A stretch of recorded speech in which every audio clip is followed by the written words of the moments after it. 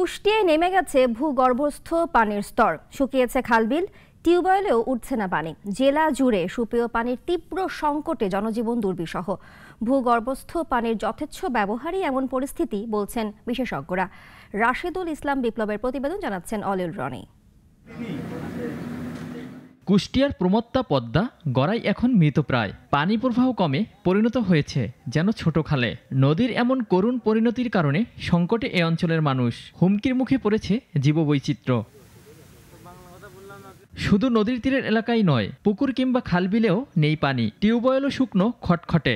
অনেকে submersible pump বসিয়ে পানির চাহিদা মেটাচ্ছেন। পানির অভাবে ব্যাহত হচ্ছে ভোরো ধানের আবাদ। আমাদের এখানে পানির খুবই অভাব, আমরা পানির জন্য খুব কষ্ট পাচ্ছি। খাওয়ার পানির জন্য ওই যদি অনেক দূর 5 মাইল দূর হলেও সেখান থেকে পানি নিয়ে আসা লাগে। নদী তো খনন প্রতি বছরেই আমাদের এখানে হয়, কিন্তু হয়তো আমাদের কোনো লাভ হয় না। কিছু ধান লাগাইছি, ধানগুলাও মরে যাচ্ছে। এখন যদি কোনো রকম সেচ পাই তাহলে কিছু পরিমাণ আমার ঘরে উঠবে, আর না হলে আমরা শেষ। নদী কিংবা খালবিল ও নলকূপে পানি না থাকায় ভূগর্ভস্থ পানির যত্রতত্র ব্যবহারকে দায়ী করেছেন বিশেষজ্ঞরা। 10 থেকে 16 ফিট পর্যন্ত গরমকালে গ্রাউন্ড ওয়াটারের লেভেল নিচে নেমে যাবে।